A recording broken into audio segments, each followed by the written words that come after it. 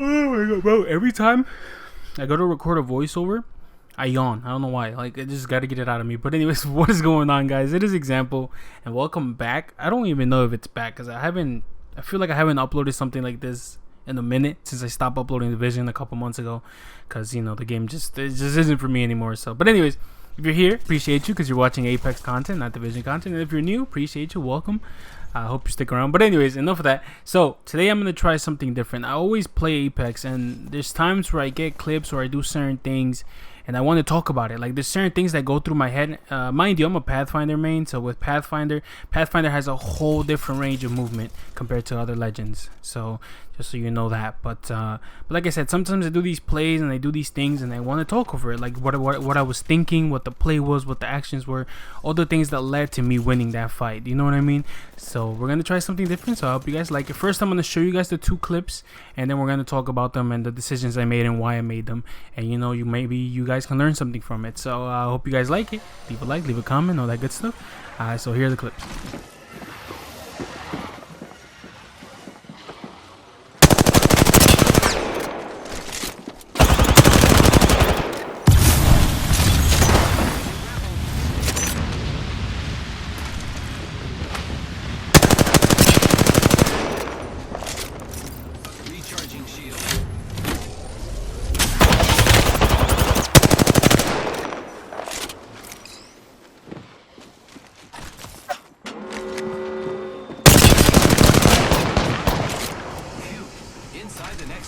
I love this. Giving my shields a recharge.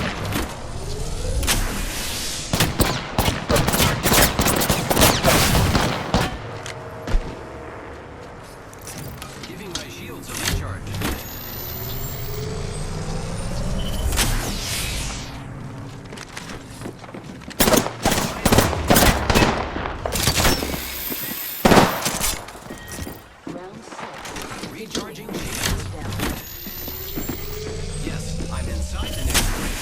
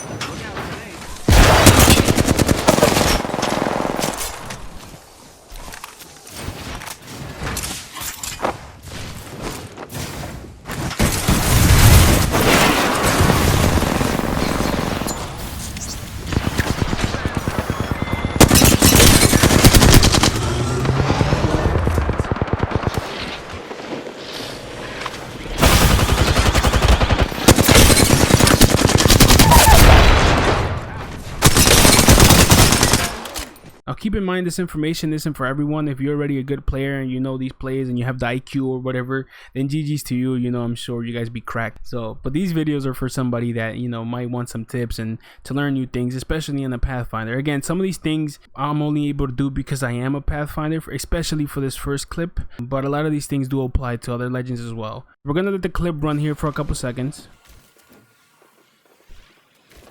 Alright, so first thing I do. So before this clip started, I was running around. I got my 8th kill on the caustic that was running away from these last two guys. I killed the caustic, and then I noticed these two guys came out of the door above me right here. And so I knew that both of them were up there. So what you see me do is I'm looking up. Because again, I know they're both up there, and I know that they're going to look for an angle to try to shoot at me. They weren't terrible players, so they're not just going to jump down there and try to rush. I'm not sure if they knew I was a Pathfinder or not, but of course they're looking for an angle to shoot at me, just like how I'm looking for an angle to shoot back.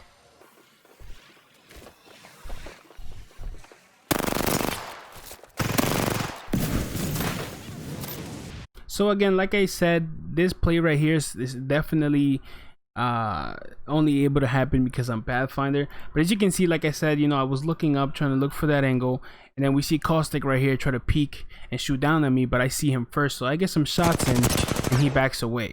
Now mind you, of course it's two of them, so when Horizon realized that Caustic was fighting me, she made her move and jumped down behind me. Now I didn't know she was there, which is exactly why I hip fired, because I wasn't ready for her to be there, otherwise I would have aimed down sight.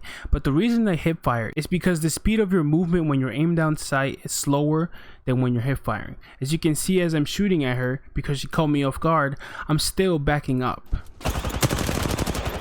I back up into cover, and I immediately know I have to leave this position, because in the same way that Horizon knew to make her move when I was fighting the Caustic, Caustic knows to make his move when Horizon's fighting me, which is why you'll see me look up and immediately leave there, and you can see Caustic drop on my right, but I didn't even bother to look at him because I knew he was coming. So now I have the high ground, but keep in mind that Horizon is on their team, so Horizon is able to get up there, and I was thinking that whole time Horizon is the only one that can keep up with me taking the high ground, except Caustic can also use her... How did I completely forget the name of that thing? What the hell is their LB called? Anyways.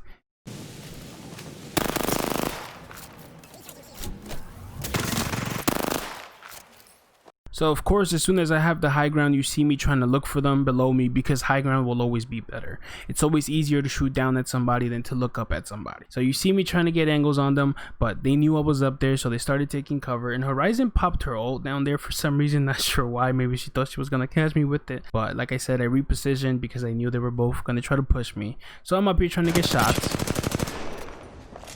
You know, I don't get too much damage in, and I take this opportunity to pop a heal, because again, they're both down there. But again, you always got to keep in mind who you're fighting against and what kind of movement they have.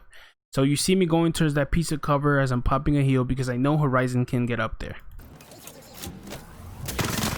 Now, if there's one thing I learned about Horizon, is you don't want to challenge her when she uses her LB or her ability, because for some reason it's so much easier for them to shoot at you than for you to shoot at her when she's going up her little zigzag wind tunnel, whatever thingy. Keep that in mind. You don't want to challenge a Horizon when she's going up, unless you're a straight beam and you think you got it, then go for it. But you can see them both trying to shoot me from the air. And right here, I don't know if you guys can see it, I'll probably zoom in on it. Caustic is holding his ult, and I noticed that. I saw the little green dot on his person as he was falling, which is exactly why in the next piece of the clip you see me back up, because I knew he was going to throw that ult at me. I immediately back off because I knew that ult was coming. Now, if there's one tip you should keep in mind when you're in an uneven situation, a 1v2 or 1v3, your best bet is to always try to separate them. Don't fight them all together. If you see them both right next to each other, do not challenge unless one of them is completely one-shot and you can get them out the way and reset to fight the next one. But you always want to divide and conquer. That sounded so cringy, but you know what I'm talking about. You divide them, kill them separately, you win the game pretty much. You see me try to take some shots at Caustic, and again, I back off immediately because you don't want to challenge them both at the same time. Now, there wasn't much shooting happening here, so I figured I could pop a heal behind this piece of cover, which, mind you, it wasn't much cover, but I didn't want to lose the high ground. Here we go, Horizon is on their LB again, shooting from above, and I didn't know where Caustic was at this point. Again, you see, I don't challenge when she's up there. You should never challenge. If you guys don't know, when Horizon is all the way on top of her ability, she's literally, it's like she's standing on floor, so she can beam you while she's moving around up there. Now I get shot by both of them, and again, I don't have much cover. And of course, keep in mind, whenever you're in these situations, things aren't gonna go your way as you plan all the time. And this is a great example. I wasn't expecting Caustic to shoot me from a different angle and crack me, so I immediately have to move again. Now, if I was them, I would have used the opportunity of me being cracked to push from both sides, but maybe they didn't think of that. Maybe they figured they had me because I was only one person, but they let me pop this heal off. Always keep in mind that your enemy is making a move when you're hurt. If somebody cracks you, if somebody beams you, they're going to make a move. It's very rare when you get beamed, especially in a 2v1 situation. If you get hurt real bad, just know that they're moving. They're trying to find a way to finish you.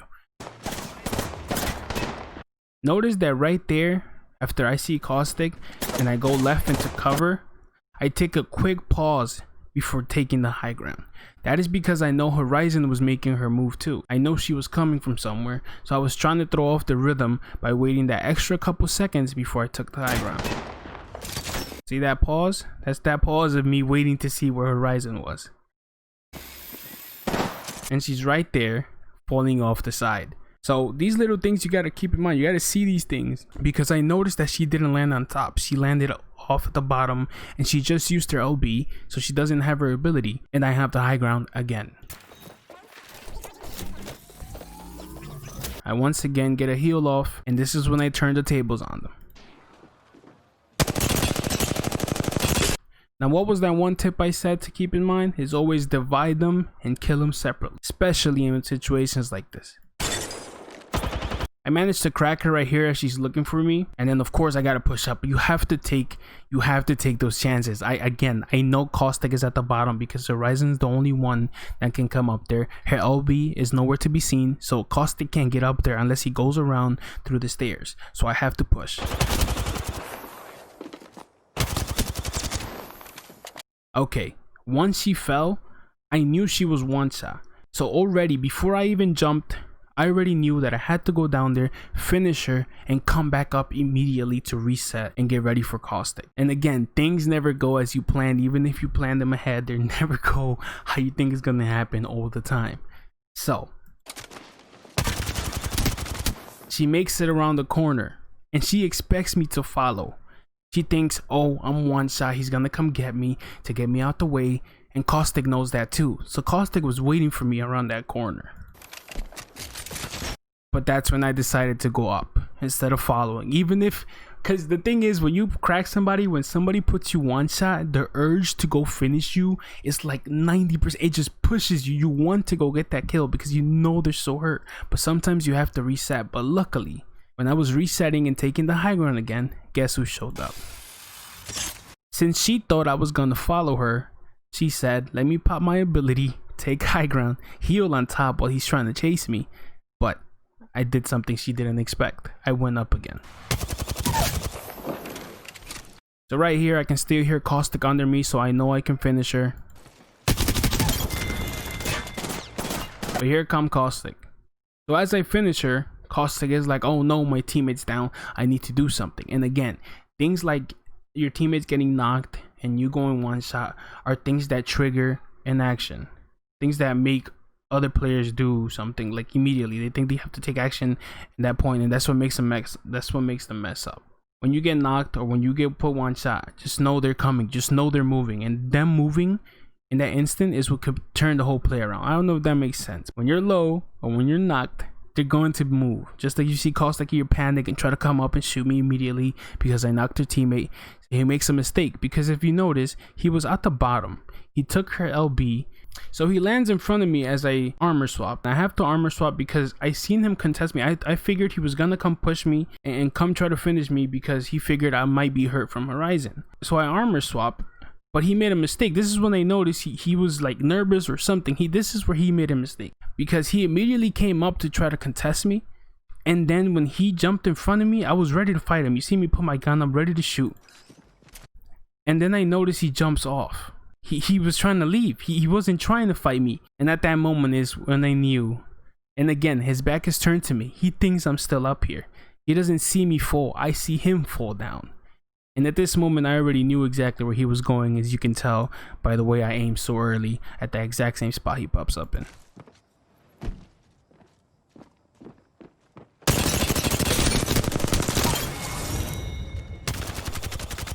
And just like that, you get to teabag two people you just killed.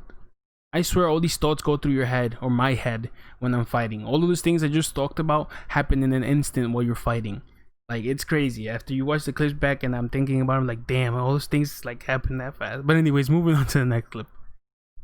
Alright, so for this next one, we're going to try to speed run it because it kind of took too long. Mind you, this is my first time doing this, so I might be able to make it shorter for the next one. Or tell me what you guys think. Maybe it's not long for you. Maybe you enjoyed it. But anyways, we're going to try to speed run this one. So anyways, so we come up, you know, we see the team in front of us. And I immediately need to get a better position because I'm way too in the open. There could be another team on the right side. So I move to a better spot.